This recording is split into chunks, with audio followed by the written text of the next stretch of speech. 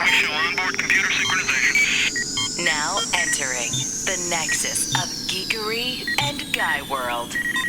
In 3, 2, 1, mark. Hello, IT? Have you tried turning it off and on again? This is the Dudes in Hyperspace podcast, a service of Shark Flight Publishing. Hey kids, welcome back for the first episode of the Dudes in Hyperspace podcast, circa 2020. I am your host, as always, Ian J. Malone. You know the drill by now. You can find us online at thedudesinhyperspace.com. We also do the Facebook and Twitter thing at the Hyper Dudes. So by all means, catch up with us there. You can also shoot us an email, dudesinhyperspace@gmail.com. You guys know we love hearing from you. So lots of stuff been happening since last we spoke, about mid-December or so. We have got movies to talk about. We have got sports to talk about. We've got a new college football champion crowned. We are well on the way to AFC, NFC title games this weekend, the Super Bowl coming soon, Daytona 500 coming soon. Lots of stuff already lined up to be awesome sauce here in the top of the year. But before we delve into that and kind of tonight's topic du jour, I will welcome in my boys as always, Mr. Dave Daniels, Mr. Scott Esther. How are we doing this evening, fellas? Doing wonderful today, sir. How are you? I'm doing very well, sir. Thank you for asking. So what's the word down in Florida this evening? It is January and it's hot.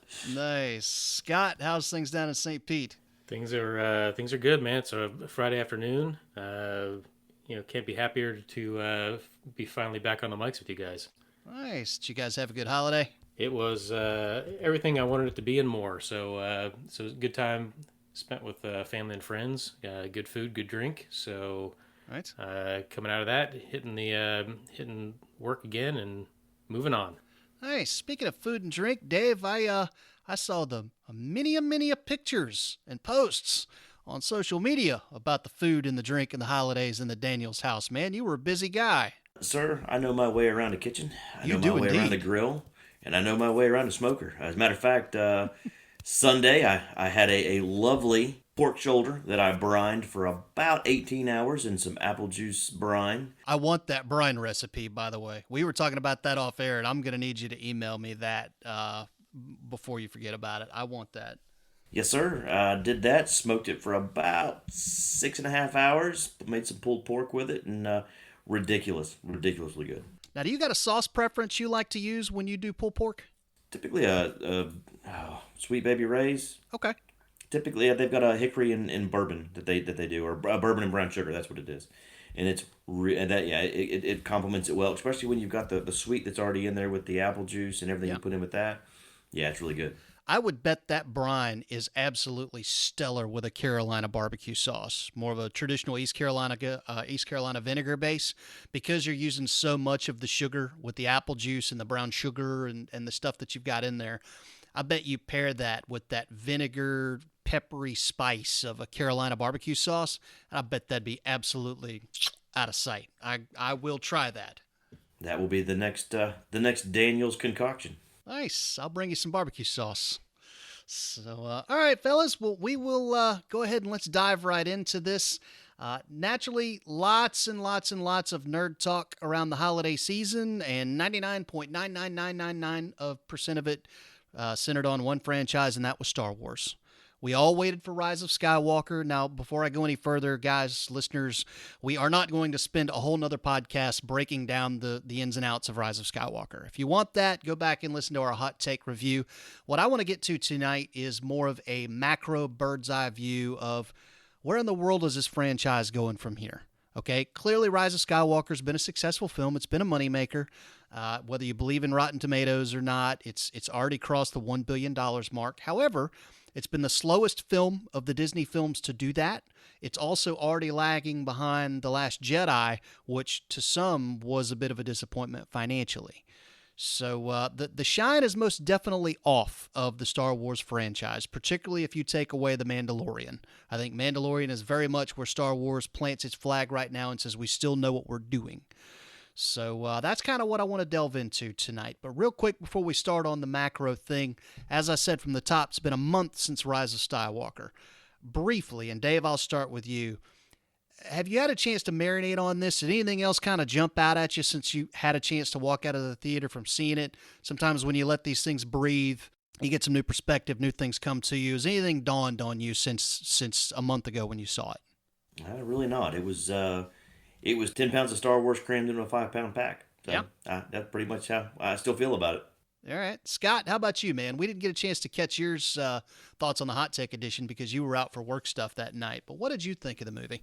It was. I don't know that it was ever going to live up to anyone's expectations. Right. It was a fun little romp through some nostalgia on the Star Wars side, but all in all, it was serviceable to wrap up a franchise in a set of 3 movies. It felt like they flew through a number of parts just to get to the end. Yeah. So we didn't get a whole lot of meat around the story. I felt like they didn't space the beats out far enough to give us enough. But you know what? It's over. It's done. And it's time to start to take a look at where we go from here. Right.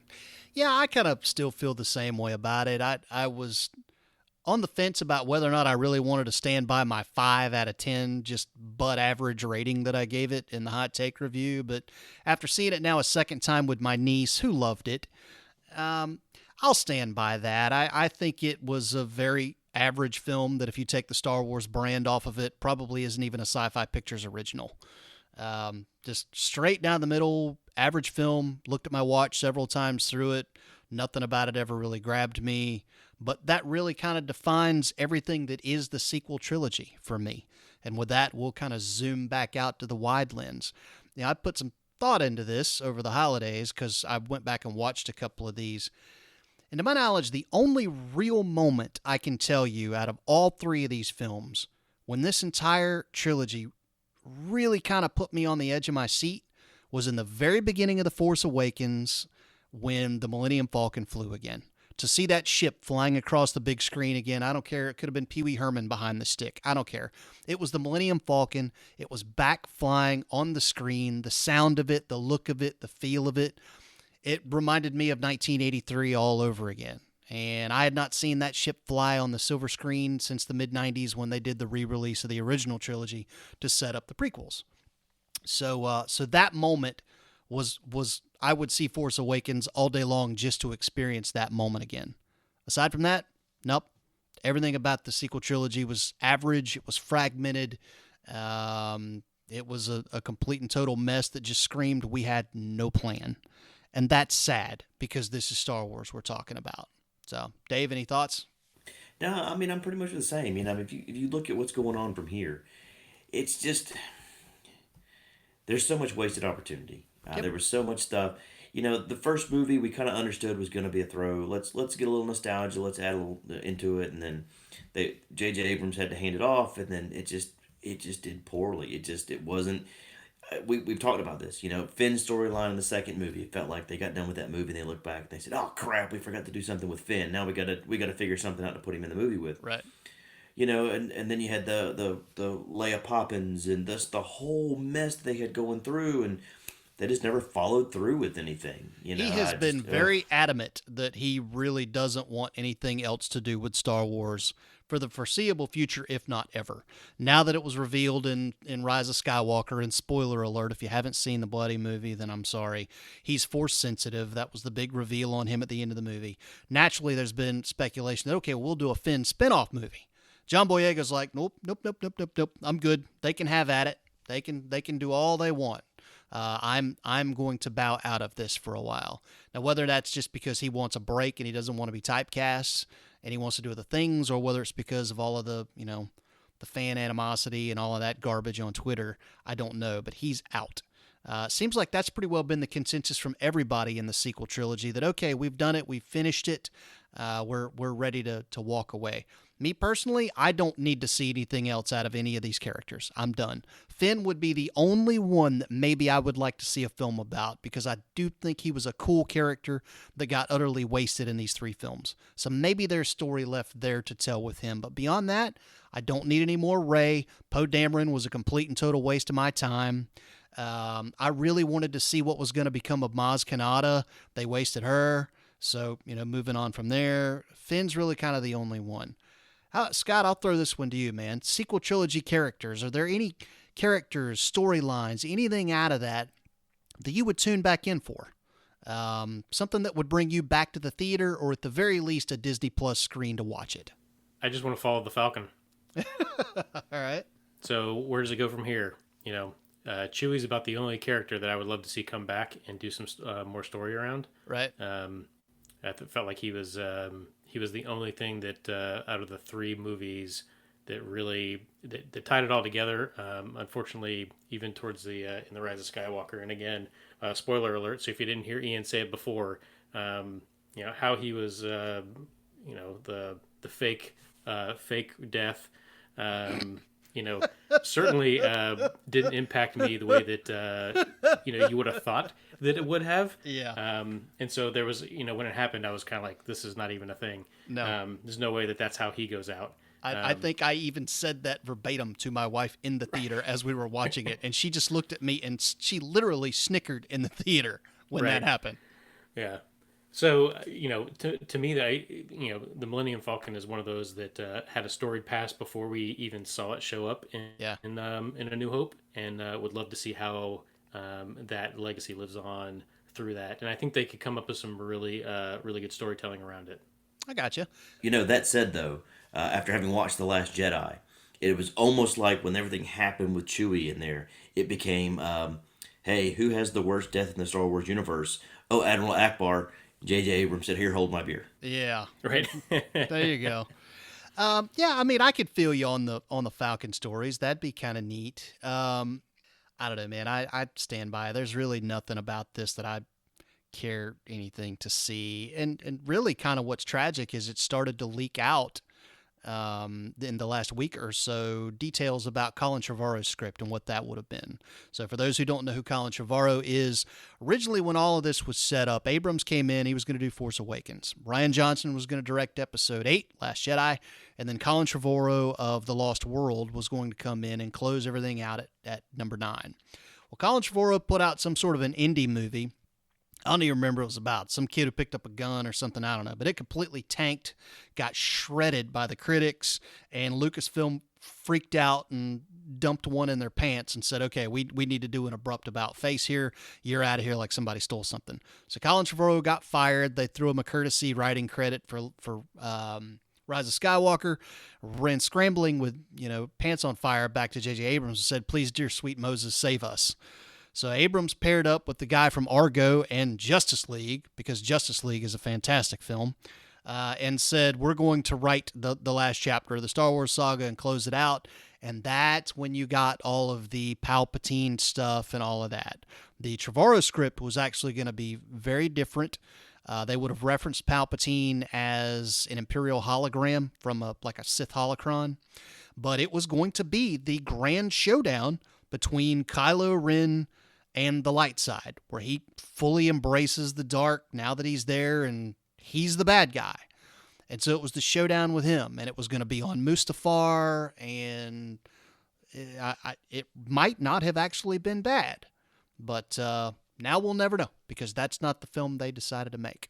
The film they are talking about making, and this kind of shifts us a little bit into the next leg of this discussion, is a film that's set very much, or a trilogy or set of films, whatever, that's going to be set in a very distant past. Now, whether that's in what they're calling the High Empire times, which is 400 years prior to the prequels, or whether it's, thousands of years back in the days of Darth Bane and Revan and Malik and all those guys, nobody really knows. But that's all of the speculation that is happening now, is that's where they're going to go with the film franchise from here. Do you guys know anything about those? Have you read any of the books or the comics? They reference Darth Bane in the Clone Wars, so that much you're at least familiar with. They also referenced a couple of old kind of Knights of the Old Republic characters in Rebels. But how much of that do you guys know about? Are you familiar with that?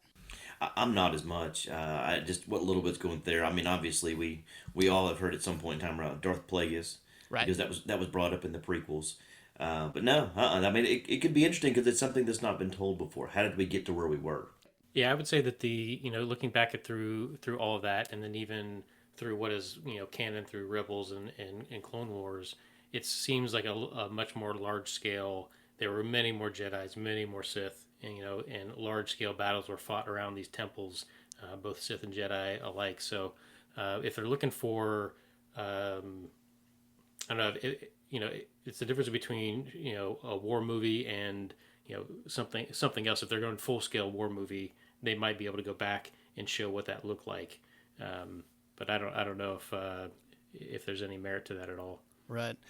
If you get a chance, and this is not canon anymore, which is too bad, but it was a great read. Path of Destruction is a Star Wars book from Drew Karpyshyn. I don't know how you pronounce his last name, but you can find it on Amazon for dirt cheap because it's part of the old expanded universe now. That is the first book in the Darth Bane trilogy, and that teaches you who Bane is, and it is a great stinking read. We read it on the way down to Florida via audiobook. We plugged it in on the car and listened to it. And my wife, who doesn't typically read Star Wars books, actually really, really enjoyed it. Basically, what this book does is it puts a human face on the dark side. It is about a guy who is just pushed and shoved and beat around to a place that, I mean, he's that dog that just gets whipped and whipped and whipped and whipped until finally somebody teaches him that, you know what, there is a way you can fight back and take your own destiny into your own hands, and you can make the people who did this to you pay. And once he starts down that rabbit hole, he just goes and he goes and he goes and he learns and he studies and he digests and he continues to just absorb knowledge like a sponge. Well, this is all happening at a time when the Sith are legion. The Sith rival the Jedi in number. And so as this guy throws himself into the archives of learning who the Sith are and where they came from, he's studying at the Sith version of the Jedi Academy. He stumbles onto a holocron message from one of the original Sith, who just said there should always be two. There should never be more than that. As long as there are two, that's one to wield the power and one to crave it, the dark side will always be at its purest form. Anything more than that dilutes it. And it becomes like a guy who's getting back to the roots of his religion, all right, for lack of a better way to put it. History is rife with, religions that spin off on tangents and produce their own theologies, and nobody can agree on what the right message is or what the central tenets of the faith are and blah, blah, blah, blah, blah. The Sith were very much that way. And this guy decides, I'm going to take us back to the basics. And basically, he inevitably declares war on his own people. It's an epic freaking story with a great character. If I could pick one story to tell on Star Wars silver screens right now, that would be the one that I would tell. But you've got to have a great director. You've got to have a great script. And you've got to have a great actor. And frankly, that requires leadership. And that's what I don't know that they have right now at Lucasfilm. I mean, the mess that was this trilogy, it still baffles me how Disney let that happen, because you look at the success that they've had with Kevin Feige over at Marvel. He's the puppet master behind that entire empire. Yes, they bring in other directors and other writers to kind of make the Iron Man franchise look different than the Thor franchise, which looks different than Captain America, which looks different than Guardians. But he's the guy overseeing all of that massages those properties together into one big cohesive unit. How they didn't have that for Star Wars, I'll never know. But moving forward, they had better damn well get it, and with a quickness. So anyway, I know that was a long, giant blurb on my end. But Dave, you got anything you want to add to that?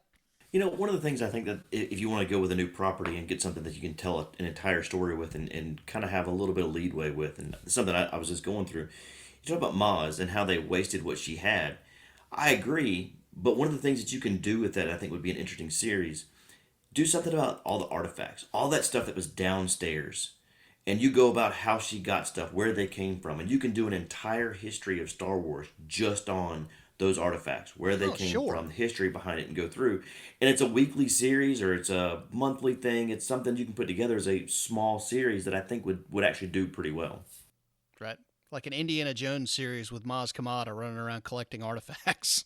Yeah, but it's we never hear when they talk about where did Luke's lightsaber come from, and her response was, that's a story for another time.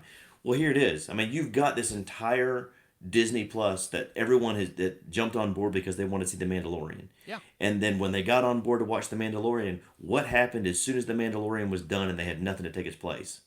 Everybody jumped off. So if you want to do that kind of deal, and we're hoping we're going to get Kenobi at some point or something, Kenobi that's supposed to be coming out, which I think is going to be great. But if you want to keep that fan base on board and you want to do this kind of thing, this is the way you do it. You have something that staggers out throughout the year to go through. I really think that would be an excellent way to tell that part of that history and figure out both sides of it and go through. Well, allegedly, the 7th season of The Clone Wars was going to drop February 17th. And that broke, and the internet went wild. We even posted it on our Facebook and Twitter pages. And then Lucasfilm scrubbed it and said, no, that's not the actual date. So nobody really knows when that's coming, but that's one that everybody's looking forward to. We all watch Clone Wars, so getting to see how that wrapped. We know, obviously, that Ahsoka Tano will be back. We know that Darth Maul will be back because Sam Witwer voices him, and he's already confirmed that he's in it. So, that's one thing we're going to look forward to. I don't know the timeline on Kenobi. I think that shoots this summer for a 2021 release, and then you're going to get Mandalorian Season 2 fall of 2020. But the stuff everybody's waiting for now is the Marvel stuff. Falcon and Winter Soldier's on the way. WandaVision is going to drop this year. I know the Hawkeye series has been indefinitely delayed because everybody hates Jeremy Renner now. I want to say there's maybe one other Marvel property that's coming this year. What If, maybe? I'm not sure. But I mean, that's what they're doing now. But I agree with you. Star Wars definitely needs a little bit more punch to kind of keep that fan base in there because I haven't turned Disney Plus on once since I watched the last episode of The Mandalorian. So, Scott, have you had a chance to wrap The Mandalorian Season 1 yet? I have. Okay. I liked it. I think it was good. And I don't know if we've done I know I missed a few episodes if you guys did a spoiler cast on any of the stuff, but We haven't, but we're a month out from the last one, so most everybody who listens to this show has probably had a chance to hear it. If you have not watched the last episode of The Mandalorian, turn back now. Turn back now. Yeah. Turn back now. I thought it started off strong, and towards the middle, I wanted them to make sure that this wasn't just a Western set in space that the lead character just jumps from town to town helping people out. I wanted to see them put a little bit more on the character development and learn a little bit more about the people that he gets involved with. For a while there, it kind of was like, well, this is just the Star Wars version of Quantum Leap. He just sort of dropped into town, helped them out, and then he was out. Making right what once went wrong. Yeah. Right. So, but hopefully as time goes on, as budgets increase and they're able to do a little bit more, I think they're going to take a look at that and really put some more behind the Mandalorian. So I'm looking forward to it. The big thing with Disney Plus for me was getting to go back and rewatch Rebels and Clone Wars. Yeah. And picking up on a lot of things that I had either forgotten or completely missed on the first pass. And they have a stable of people that know how to write good stories in this universe. They just have to turn them loose. Yep. And take the constraints off. Let these folks do what they do best. And then I think that's when you're really going to start to see the Star Wars franchise kick back into gear and start to fire on some on their cylinders. Yep. Well, the common thread between all of the things you just talked about, Mandalorian, Star Wars Rebels, Star Wars Clone Wars, it's one guy, Dave Filoni. And we've talked about him on this podcast before. He's the guy who studied under the feet of George Lucas long before Disney was ever a thing with Star Wars. The Clone Wars was his baby, not the sorry movie that came out, but the series that told epic stories about really deep characters. And then Star Wars Rebels, that was all him. So Lucasfilm, if you're listening to this podcast, why in the world have you not put that guy in charge of the entire Star Wars machine? You've got your Kevin Feige.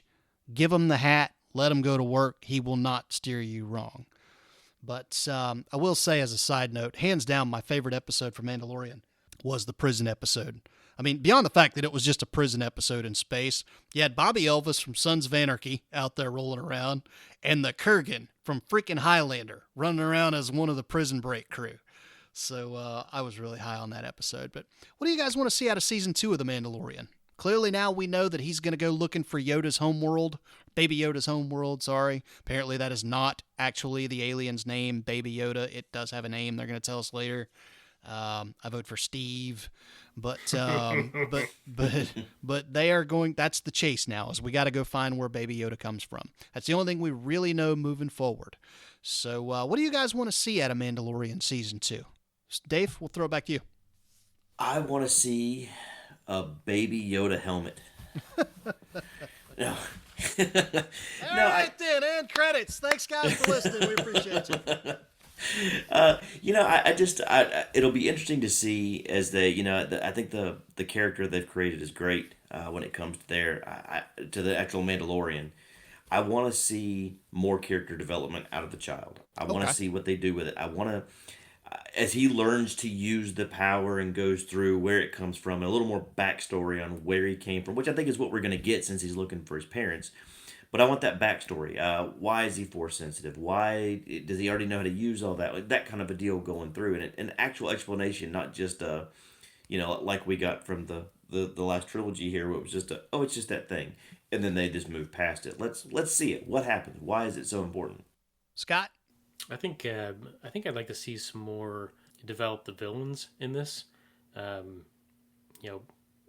that you can really sort of who might be pulling the strings from from the shadows of why these things are starting to happen. So, I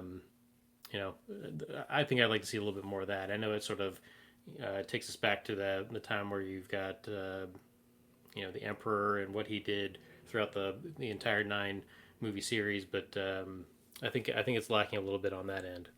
Okay, yeah, I can get on board with that. I will say, as villains go, dear sweet Moses, you've got a great one.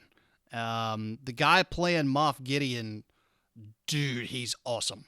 That's Gustavo Fring from Breaking Bad and Better Call Saul. He's also been in a ton of other stuff. That dude is a stud. If you need a guy to hate, he is your man. So I really hope they ramp up his presence in season 2. Other thing I really want to see of is I really enjoyed what they're doing with the Mandalorian people and learning that it's a creed. We've learned about this big Imperial purge that happened, and clearly Moff Gideon was a central part of that, evidenced by the fact that he's got the freaking Darksaber. I want to know more about what happened then. Don't necessarily need a whole series of flashbacks, but maybe one good episode that goes back and tells the story of what happened with the Purge, the Night of 1,000 Tears, or whatever they call it. That was really fascinating stuff, so I hope that gets grown a bit in season 2. So, all right, kind of final question to put a little bit of a bow on this conversation, and I'll let both of you have a crack at this. You are now the president of Lucasfilm. You can hire people, you can fire people, you can sign scripts, you can do whatever it is that you want. What direction are you taking the franchise? We'll keep this on, give me the silver screen and give me a Disney Plus project. All right, so if you can grow it on the big screen and the small screen, what are you going to do? And Scott, I'll start with you. Go. President Esther, Lucasfilm. I think on the silver screen, you start from scratch. You get some storytellers in a room together and start to lay out what that new arc looks like.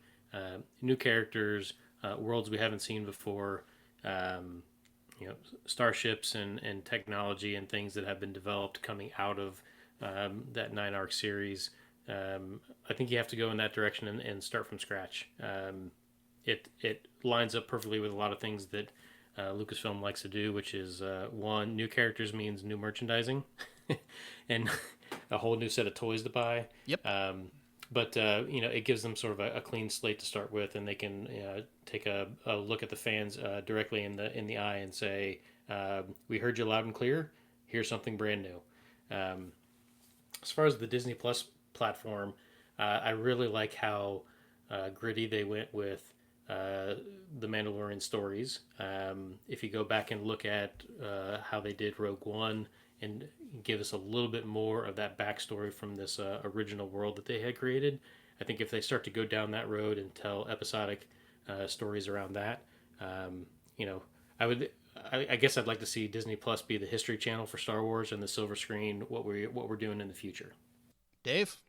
I think for Disney Plus, I mean, we were talking about the Maz Kanata thing, my idea with that part of it, but quite honestly, after having read the comics with Vader, I think there's a lot of story that can be fleshed out with that and brought into a to that kind of a format where it's a week to week. You tell even more in depth if you want to than the comics got into, but it's that time between Revenge of the Sith as he becomes Vader, as he Yeah. learns what the Emperor has done and why he was put in the position he was in and how he was turned, and why he gets to the point in Return of the Jedi where he, spoiler alert, turn back if you haven't seen it, where he kills kind of kills the Emperor. I guess we've now learned, but it's one of those deals where there's so much great story in there, and you get to see the anger and how he becomes Vader, this huge, just evil thing, and why he was pushed to that point.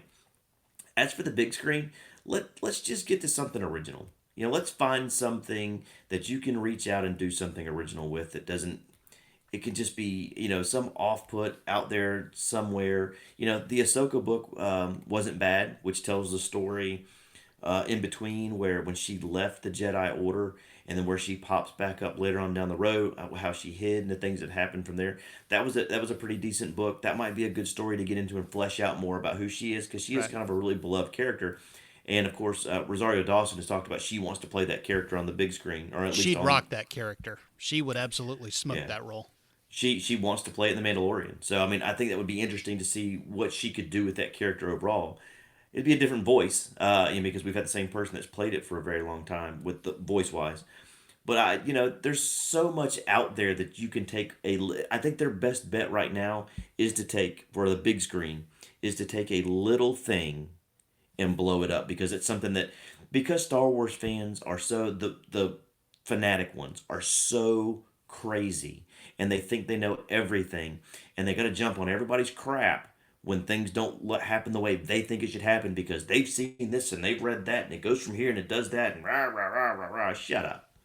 That's not how this works. Just tell a story. Go through, Right. do your thing. But find something that's small and blow that up. That's a little thing and blow it up. Like they did with The Mandalorian, where you had so little information about Boba and the Mandalorians, and flesh it out and see what you got in there.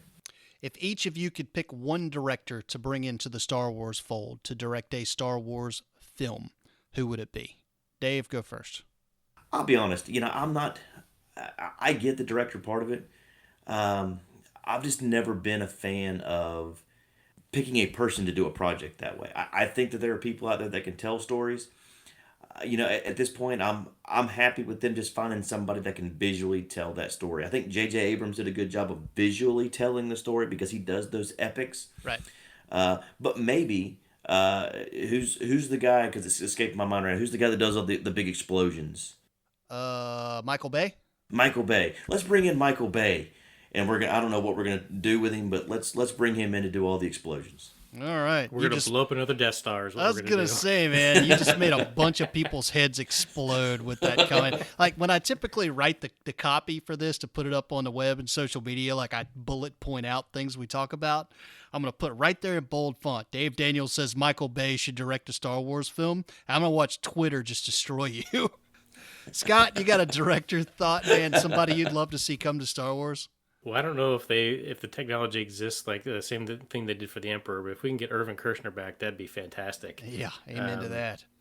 But I don't have anyone off the top of my head that screams to me, Star Wars storyteller at the moment. But we've got a little bit of time to see that, and there's a lot of young filmmakers out there who have this last three set of movies as their set of movies they go off of as their Star Wars, and I think they're going to take a critical look at it and figure out how they can maybe push past some of the mistakes that were made and come up with some really good stuff in the future. Well, I'll take a crack at this, seeing as how this is just total fantasy and we can go just as wild and crazy as we want. If I had to pick one director to come to Star Wars, it would be Christopher Nolan. And if I could get him to direct the Bane story I told you about, I think that would be absolutely groundbreaking. I think it is something that you could do in one film. If Christopher Nolan said, nope, I think we need to do this in 2 films or 3 films, whatever. I have enough faith in him as a storyteller and as a guy who has the ability to be able to direct a darker, edgier, grittier film that I think he would make an absolutely magnificent looking Bane film. So that's what I would do silver screen. On the little screen, Disney Plus, there is a character that a lot of the old Knights of the Old Republic video game players and people who have read the books know well. It's a guy named Revan. Revan was a guy who was a Jedi who turned to the dark side, who then got turned back to the light side during the big war between the Jedi and the Mandalorians. That is a very, very interesting character because he has the perspectives of both. He has lived it. He's come back from the dark side to be able to tell of what he learned along the way. But when he was a Sith, he was one of the baddest on the block. So he was really a complex, nuanced character with a lot to tell. This is also a time when relationships were not banned in the Jedi Order. So he had a wife and he had a family that he came back to. And, you know, as the book goes anyway, and it was a pretty good read, it's another one out of the old expanded universe. There comes a point in time when he has to go on a mission that's going to require him to delve back into his old life and have to face his old demons. And he's got a lot at stake now because of where he's at and because of the aforementioned family. So it was a really, really, really cool story and one that I think you could tell over a long period of time that's really suited to that long form type of storytelling that you would get in a series on Disney Plus. So Christopher Nolan, Darth Bane movie, and a Revan television series. If Jon Favreau wanted to come back and run that one too, then by all means, brother, we're happy to have you. But those would kind of be the 2 things that I would do with Star Wars if President Ian was in charge. So, all right, well, this should take us down to about the halfway point of the show. What do you guys say we delve into some dude mail? Let's get after it. You've got mail. Okay, dude mail question number 1 comes to us from Gene. Happy New Year, Happy New Year, fellas, and welcome back. So, ellipsis. What are your thoughts on my 2019 college football national title champion LSU Tigers? I promise, Gene, I can speak. Or maybe it's John, since you're an LSU fan. Who's to say? Back to John's question. It goes without saying that our offense won't put up the kind of points in 2020 that we did in 2019. However, is it reasonable to expect that we will still be competitive in the SEC West, especially with a Tua-less Alabama? Thanks as always for taking my dude mail, and rock on. So LSU, hell of a season. Absolutely incredible season. Freaking 60 touchdowns for a quarterback. Any way you slice it, that's nothing short of earth-shattering. That said, the quarterback's gone. So is the offensive coordinator. He's heading to Carolina to coach with, Rule for the Panthers from Baylor. So a lot of change in LSU already. Where do we see that taking LSU in 2020? Scott, you want to weigh in on that? Boy, it's going to be tough to replace all those pieces. Especially Burrow. I think he was definitely the straw that was stirring their drink. Their hurricane, if you will. There you go. For those folks down in Nolans. But, it's going to be interesting to see what they do to bounce back. Coach O has a pretty good way of rallying the troops and getting them to run through brick walls. It's going to be tough to repeat. They've got Alabama, they've got Auburn, they've got Florida on their schedule again in next year. So I don't know that they'll be able to take on the West as well as some of those tough opponents in the East and come out. I don't even know that they make the SEC championship game. Okay. Interesting. Dave, LSU reflections on 2019 and looking ahead to 2020. What do you expect out of those guys? See, all I heard out of Scott there was hurricane and national championship, and all I could say is, cue the Obi-Wan Kenobi. Now that's a name I've not heard in a very long time. That was just for you, buddy. I was going to say, man, that right there is what you call synergizing this entire conversation. Way to bridge the gap, my man. Mr. Daniels with the dunk. All he really admitted to was listening to only one out of every 6 words that I said. 6 words what? No, I'm joking. Yeah. So that said, I have gone back and pulled out my VHS tape of the 2001 national championship season, and now LSU looks like they might be the second best national championship team of all time. They did phenomenally well. We'll see how well they pair up when it comes to putting talent in the NFL. Obviously, they've got some stuff going through, but it's going to be hard to replace that. I think that they'll. The other thing they're going to have to look at now too is after the game was over with, you've got OBJ out there handing out cash to players. Yeah, way to go. That's how does it feel to be a rocket scientist? So now what happens? All right, so you're probably going to have some suspensions because at first LSU came out and said, nope, not real cash. And then everybody that had cameras that were high definition and filming that were like, no, that's real cash. And then the next day, of course, he comes out and he's got the jerseys and he's talking about how he bought their jerseys from them. And of course, now there's an arrest warrant for him for battery for smacking a security guard on the rear end. And it's a mess. Let's get back to what we were talking about. LSU. I think that they'll do well. It looks like their quarterback that's supposed to be coming in this year has already started talking, which will be interesting to see how that turns out. It looks like he's got a little bit of Coach O in him. They've got a lot of stuff they've got to replace. I think that they'll do well. I don't know. It's going to be tough. It's going to be extremely tough. They don't. It doesn't look like they have the pipeline quite yet to move through like Alabama and Clemson does. But they're still building. So I give them time, and they'll be back in it again. Yeah, I mean, first off, congrats on winning the national championship. And when this guy described their season as magical, that's a term that gets thrown around a lot in sports. This was a magical season. I mean, we've not seen that kind of offensive dominance. I mean, listen, I'm a Florida State fan, and I'll tell you, they probably would have beaten the brakes off of Florida State's offense in 2013 with Jameis, and that was one of the best offenses I've ever seen in 40 years of watching football. So, they really are to be commended for the season that they had, and there is no doubt. You can call for an 8-team playoff all you want. There was nobody beating that team this year. They were on fire. Having said that, and while I really do love Coach O, I think that's a great story, not just because he's a hometown boy, but if you know a little bit about his background and kind of where he came from, this guy has grown up a lot over the course of his coaching career to get to where he is today. So kudos to him for that. This eerily reminds me of Auburn and Cam Newton. Great team, generational player at quarterback, like freakishly generational. Goes out with a wild and crazy offense, puts up mad points. Quarterback goes on to the NFL. Offensive coordinator who engineered the whole thing moves on to go do other things. And where is Gene Chizik now? Dude couldn't even hold down a defensive coordinator's post at North Carolina after he got fired at Auburn. So I hope that does not befall Coach O. I think Orgeron deserves a lot of credit for being able to look around and realize we have got to do something drastically different with our offense. And he had the foresight to be able to go out and bring in Joe Brady. So, you can say all you want about Dabo and Clemson and his ability to be able to keep the ball rolling. The guy knows how to evaluate coaches, something I sure as heck hope we just hired in Tallahassee, by the way. But, so Orgeron deserves a lot of credit for being able to look around and recognize I've got to turn this offense over to somebody who can really make it hum. Here's hoping he can do it again, because the guy who came in and did it for him has now moved on to the NFL. So it's going to be interesting to watch. I do think that Alabama will be solid next year. Clearly, Mac Jones knows what he's doing. Allegedly, Jimbo Fisher's one day going to do something with that old obsolete offense in Texas A&M. No bitterness there whatsoever. At the Cal school. I think next year's make or break for Kirby Smart at Georgia. If he can't do it next year, then what are we doing here?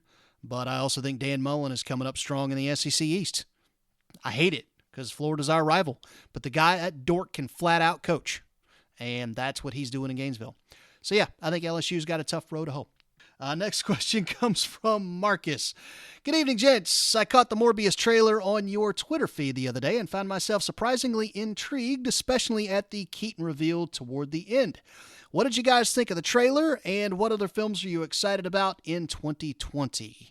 Dave, I know we briefly touched upon this in our kind of year in review, but films you want to see this year. What are you looking forward to in 2020? Morbius looks good. Okay. I'm excited. I mean, it'll be something. At least it's something on the big screen. That's That's what excites me. Anything I can bring to the house and watch, yeah, that's fine. But that and the other thing I'm really looking forward to, which is probably the only other thing I'm looking forward to this year when it comes to movies, is going to be the new Bond flick. It's going to Okay. be the last time Daniel Craig slaps on the vodka. Let's do it.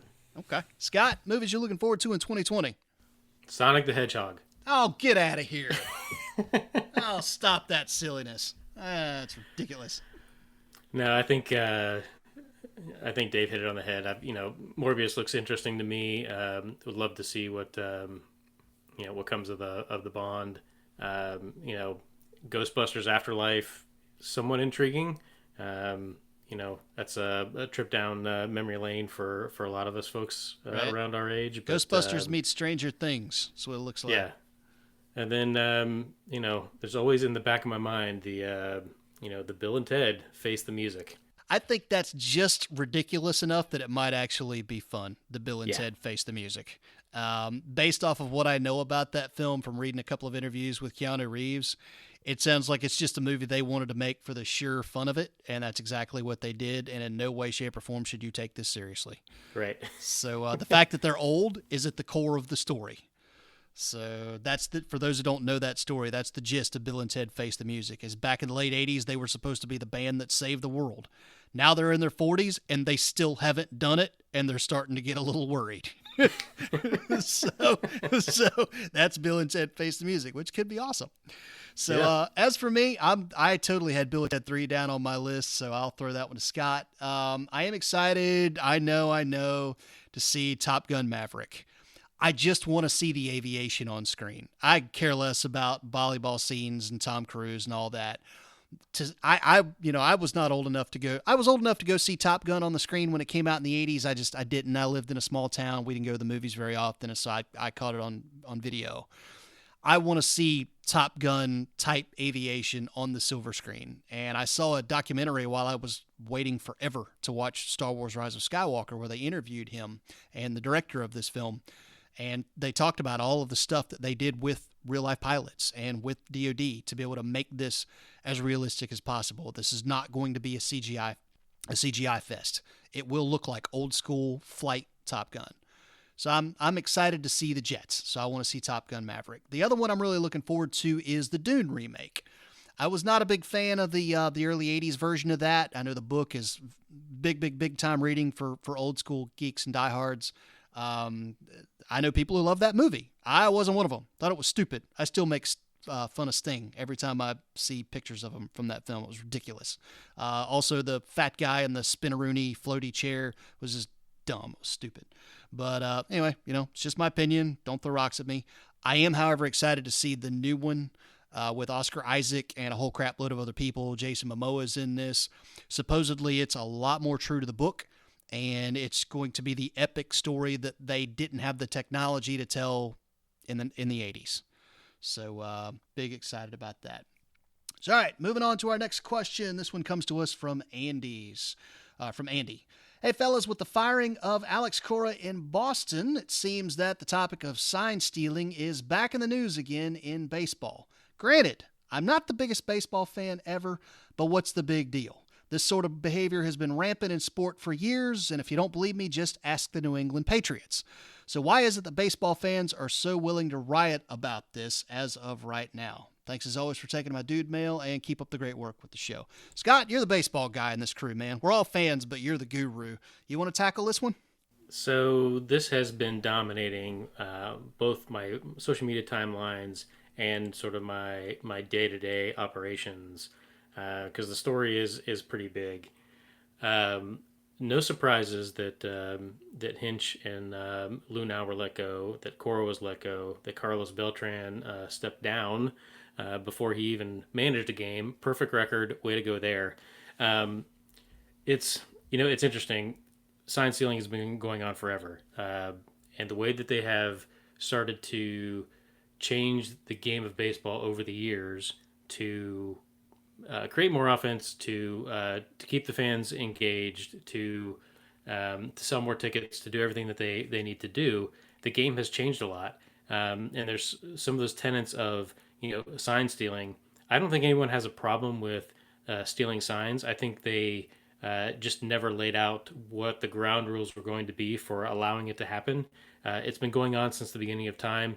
They've even gone so far as, over the years to have a camera on the third base coaches to pick up the signs. They study them. Afterwards, the next night they go out and they go, okay, we know what's going on. If you're not paying attention to that kind of stuff in the dugouts and what's going on, then you're missing the entire picture. I think where people are starting to get a little upset about it is they don't understand the technology that was used to steal the signs, and so they think it's out of bounds. I'm all for allowing, steal the signs, tell people what's coming. If you have a better fastball than the guy thinks you do, and he knows you're throwing it, then let's have at it. But they've got to figure out sort of the ground rules for cheating, so to speak. I think the other reason this has gotten to be such a big story is Major League Baseball screwed up the steroid era and beyond belief. They allowed it to happen. They tried to sweep it under the rug. It came out and really bit them on the backside later on. And I think you're looking at a commissioner who's going to take a look at this scandal, and he's going to say, I'm not going to make the same mistakes. I'm not going to allow this to happen under my watch. And so now he's making an example out of these folks. What's interesting now is that the story has progressed beyond, okay, these coaches and general managers were aware of this issue. They should have stopped it, but they didn't. Now it's, you're starting to hear stories about the players calling each other out, which Major League Baseball, I'm sure, is very happy about, because it gets it out of their headlines and into the Players Association headlines. And it makes it look like the problem is not Major League Baseball's, but it's a player issue, and it's not a team issue. So it'll be interesting to see where this goes from here, and how things get started. Pitchers and catchers reporting about 3 to 4 weeks. Spring training's right around the corner. The Mets haven't hired a manager to replace Beltran yet. It's a very Mets thing for them to do, but we'll see where it goes from here. Dave, sign stealing in baseball. You got thoughts? As a Miami Hurricanes fan from the late 80s and mid 90s, I don't see an issue. Yeah, I'm kind of on the I'm on the fence about this. I take Scott's point about technology and how the game has changed so much over time. We've got cameras everywhere. I get that. It seems to me there's got to be some sort of an answer to this. I mean, listen, we saw it in college football. All right, everybody started figuring out hand signals, and so now what do you see? Players or coaches, whenever they're going to call in the play to the quarterback, you've got the play sheet up over the mouth, so you can't see what they're saying, or you've got the athletic aid over there with the towel, hanging that up to block the camera so you can't see them. It would seem to me there's a way around this, but yeah, I haven't been inundated these last few years with Spygate, and then whatever this crap was with the Patriots and the Bengals this year and whatnot, and I kind of get it. Yeah, to put a bow on it, I do think that there's a little too much pro clutching going on with this.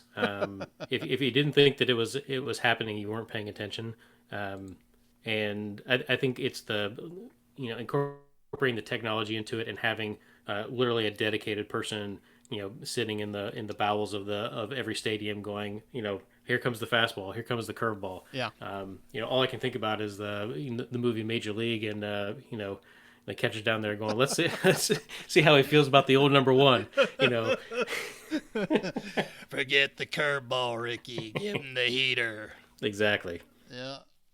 All right, final dude mail question of the night comes to us from Rand. Yo, guys, it seems a while back I recall Ian mentioning something about the CW's Crisis on Infinite Earths crossover event. Did any of you get a chance to check that out? And if so, what did you think? Anybody check that out? Dave, I know you used to be a Smallville guy. Everybody knew Tom Welling was coming back for this. Did you watch it? No. All right. I did not. I would like to say, though, Rand, thank you very much for your email. I've enjoyed your maps over the year. Scott, Crisis on Infinite Earths. Did you see it? I did not catch that. We'd have to get my daughter on to talk through that one. She's a big fan of all the of Arrow, the Flash, the whole Smallville, everything. Yeah, I watched it. I I checked out of the CW shows years ago. I really enjoyed Arrow when it first came around. Dave and I have talked this before. We were both big Smallville fans back in the day. Smallville had a heart and a soul about it that, frankly, none of these shows has ever had. So that, frankly, is just its own thing. But it did beget Arrow. When Arrow first started, I liked it. I thought it was an interesting new take on a character that we had seen quite a bit, cast by Justin Hartley in Smallville.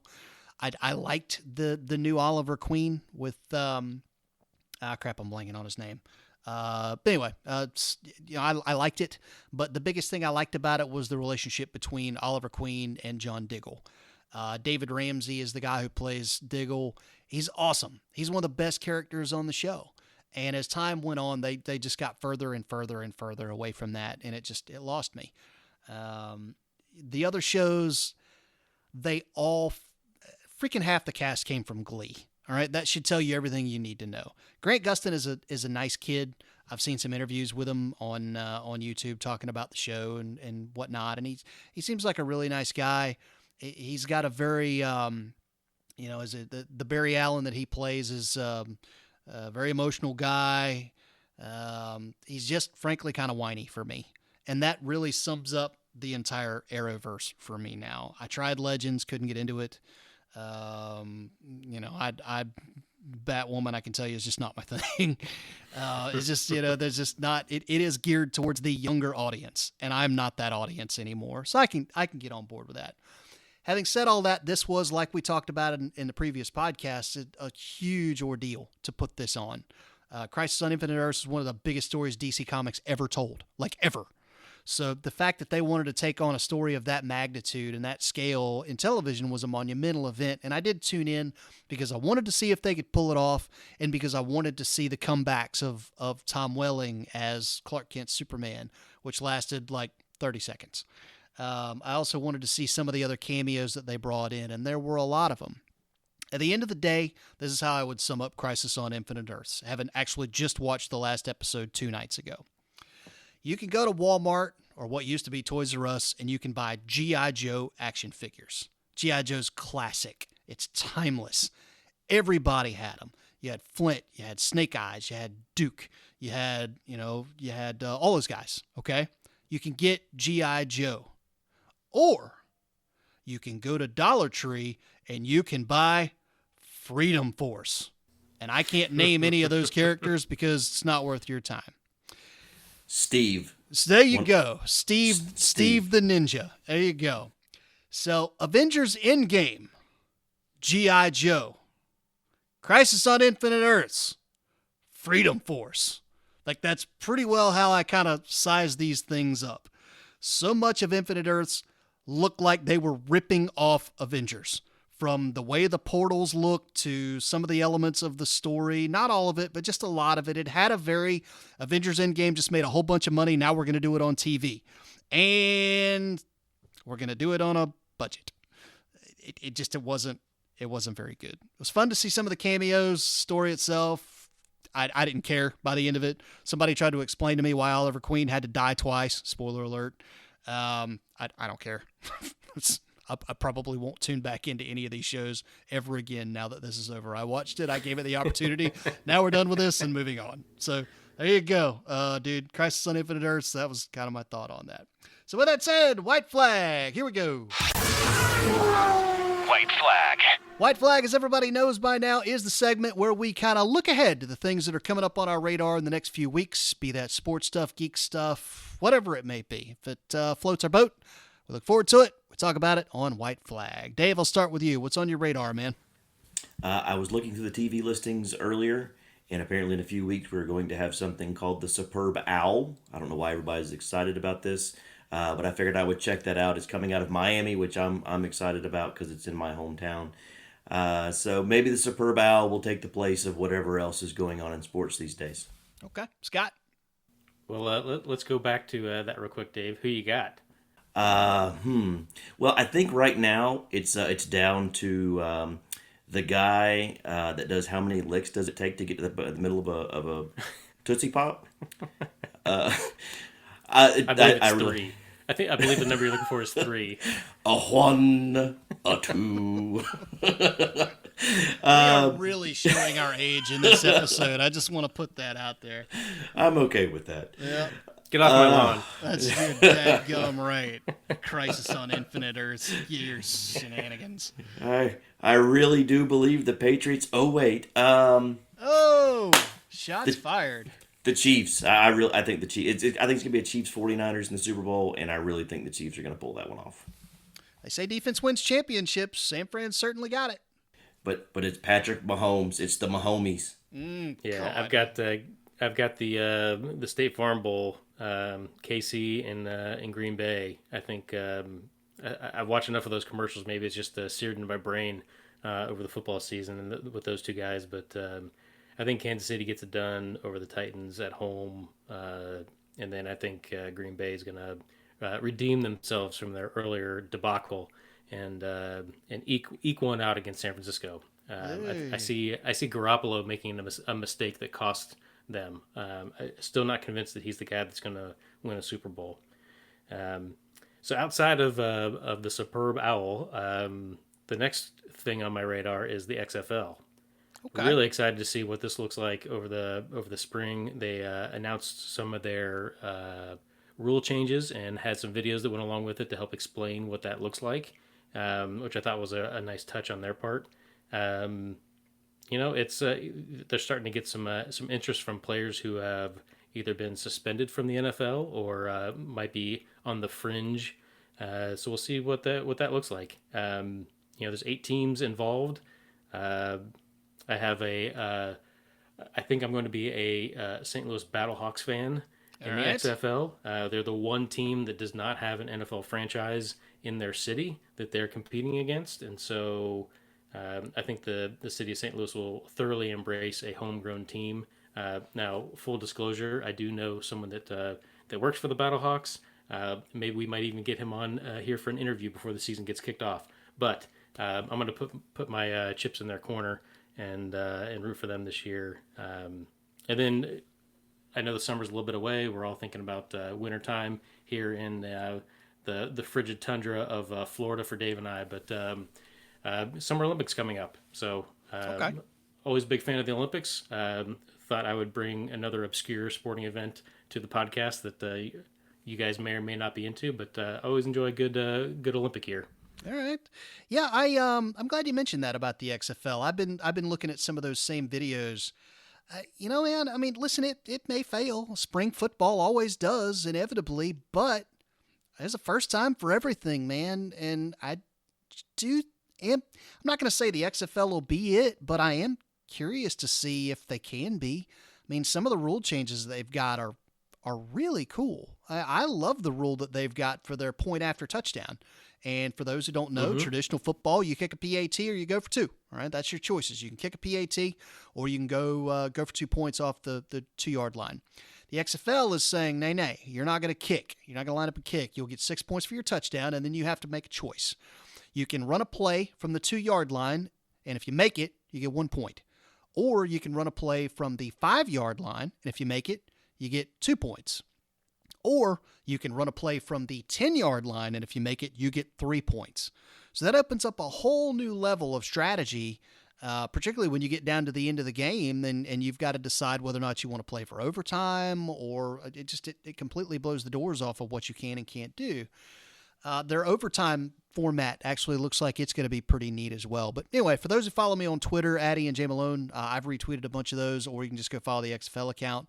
Fox Broadcasting has also got an XFL at Fox account now on Twitter that you can follow, and they're putting all of that stuff out there, and they're quick videos, so you can just go see what it's all about.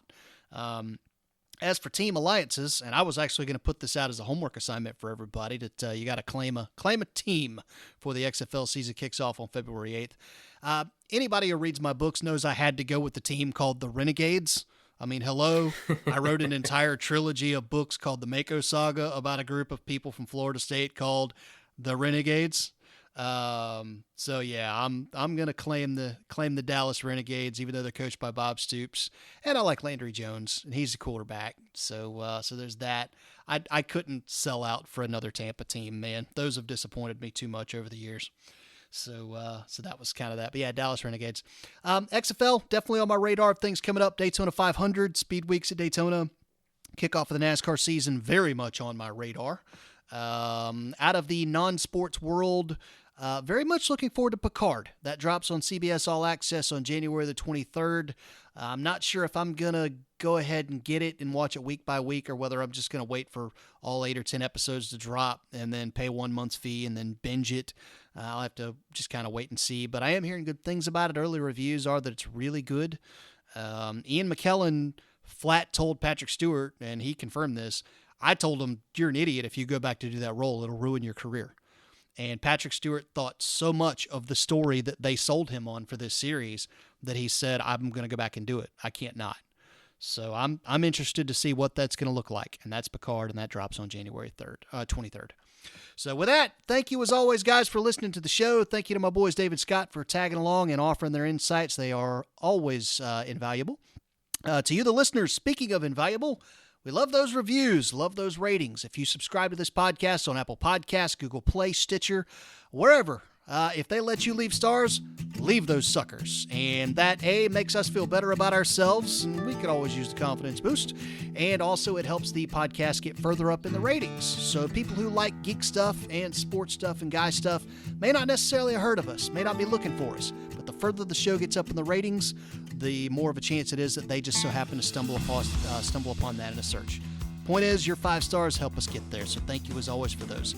Feel free to hit us up on social media, at the Hyperdudes on Facebook and Twitter. A lot of the stuff we talk about, whether it's movie trailers, whether it's news stories. Broke this week, Better Call Saul, going to end with season 6. You can read about that on our Facebook or Twitter feeds. The story is there, as well as the Morbius trailer we referenced. Go nuts, go crazy. You can also email the show, dudesinhyperspace@gmail.com, if you've got a question for us. So that's the routine, that's the episode, and we will see you guys again next time for another exciting and dangerous edition of the Dudes in Hyperspace podcast. See ya. See ya. It's time for my evening constitutional.